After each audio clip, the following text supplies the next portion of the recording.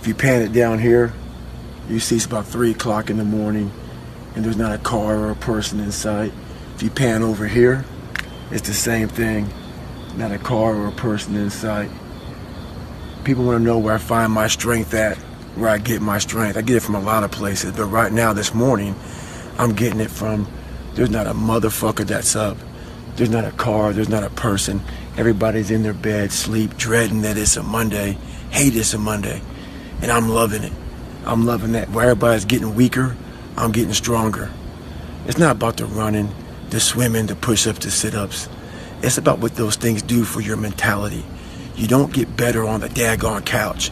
You get better by coming out here and getting the fuck after it every daggone day. Stay hard.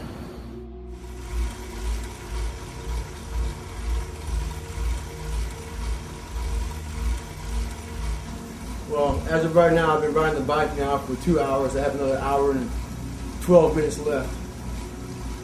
No, I do not like to run. I don't like to even exercise. The only easy day was yesterday. It just never ends. I started doing this triathlons and endurance sports, ultra runs, just to test my soul, to see what I'm about, to see in a 150-mile race at mile 75 when I feel really bad. That's when you know. That's the only time you can find out what the human body is all about, what you're made of, to find out limits to myself. My life doesn't have a finish line. So when I cross the finish line of the Ironman, it doesn't matter, because I know that, 2 or 3 weeks from now, I'll be doing something else to put my body through more pain. I believe, everything I try to do is kind of defined by excellence, but I don't think I ever reach excellence myself, because I have my standards of my life are really high. So I don't think I ever reach it, but I try to every day.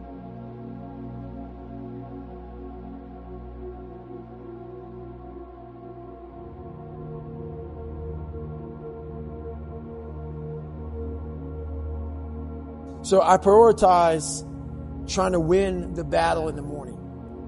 So I always win the battle in the morning. So I get morning time. Every morning I go for a run. That's the first thing I do every morning. Haven't taken a day off of running since December 2016. Teamwork is big. But I learned that you have to be a good individual first. You have to triple down on your weaknesses, because a lot of times, you always count on your buddy next to you to help you out. Sometimes that buddy's not going to be there. You got to make sure that you are a jack of all trades and a master of all trades. And that's one thing, you got to have your buddies back, they got to have your back, but you got to work on yourself every single day. And that's one thing that the military has to really, really triple down on. It's something that we're missing nowadays a lot, is that total accountability of every day going back to boot camp in your mind. You may have boot camp sucks. SEAL training sucks. All these things suck, and people are so happy to get out of it. But that's what makes you good. But we live in a society right now where mediocrity is often rewarded. Mediocrity is almost the standard. And for me, if you live that way, that's where you could be at. So let's say you have 10 people.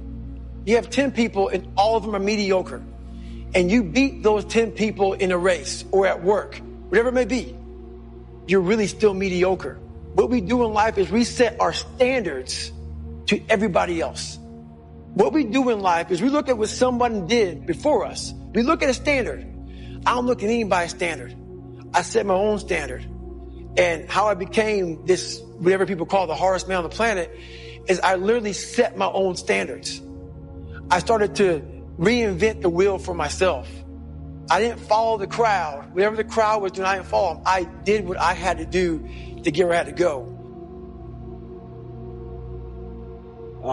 It's called Special Operations Warrior Foundation. Guys especially who died, this foundation gives full tuition for their kids to go to college. And the only way for me to raise money, I can do this, different ways, like car washes or whatever, but people respond to people suffering. People respond to pain, so you got to do painful things.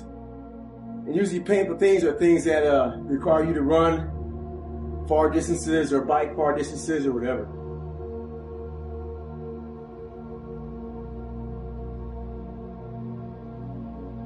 I'm the kind of person who likes to do things that he doesn't like to do.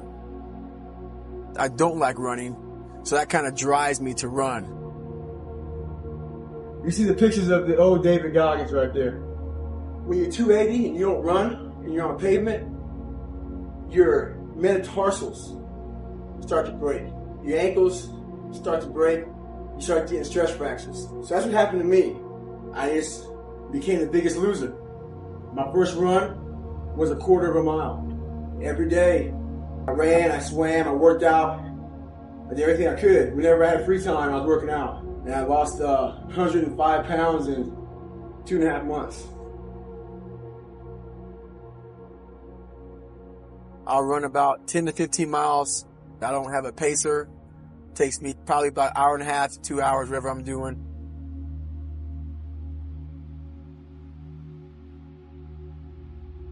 Well, the reason why I chose to do Badwater was I was sitting at home and I Googled the 10 hardest events in the world to do. And up came the Badwater 135. Me against the elements. It's 120 to 130 degrees, 135 miles across the hottest spot in the world. Like all you have is you and your thoughts.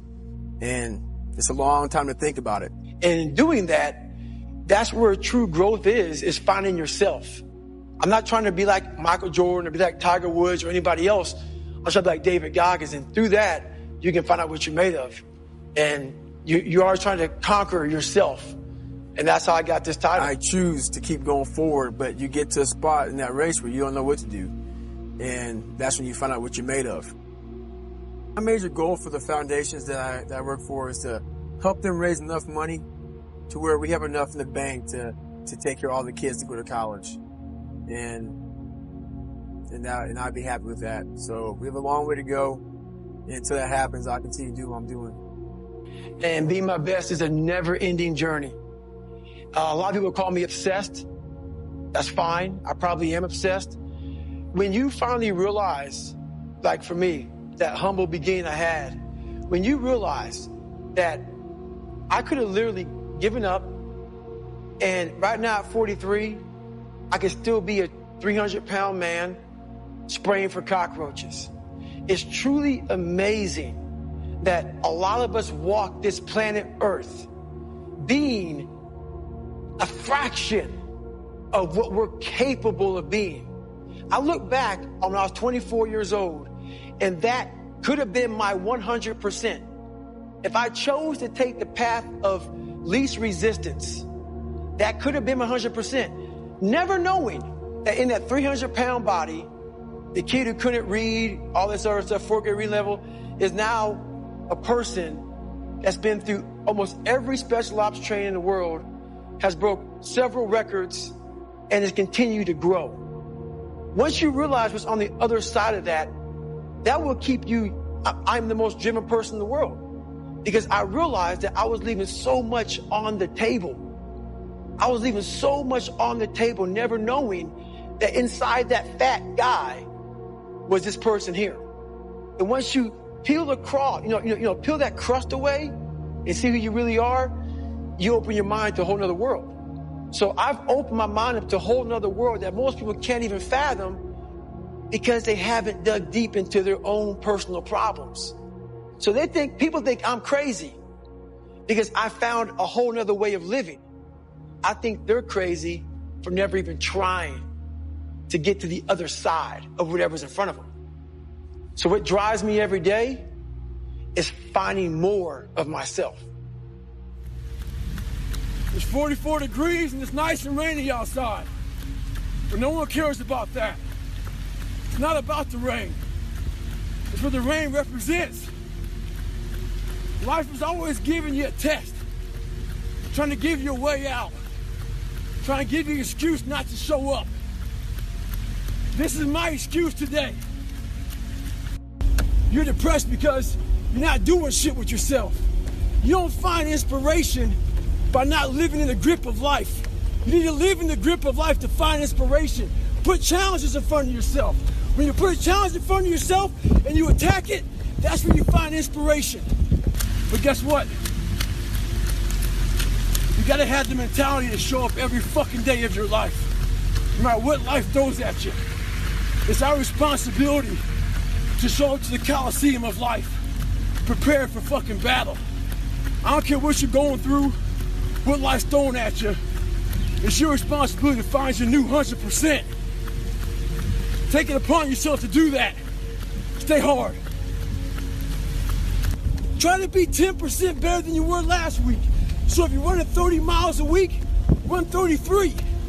If you're swimming 500 meters, swim 550. If some of you aren't doing shit, your 10% is just getting off the fucking couch. The more you walk away from accountability, the weaker you become. Find yourself in the grip of life.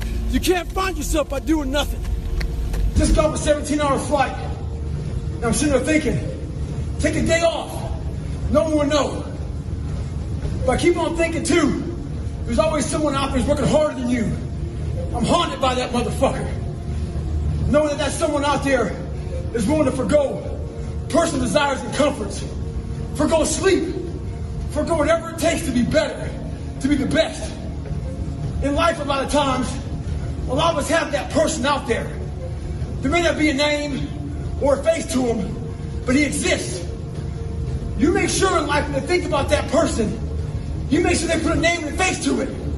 You make sure that name and face is yours. You do the haunting. Get in somebody's head. Own space. In those times when you want to quit, because we're all human, you make sure you remember one thing. All those times and hours and days you sacrificed to be the best. Stay hard.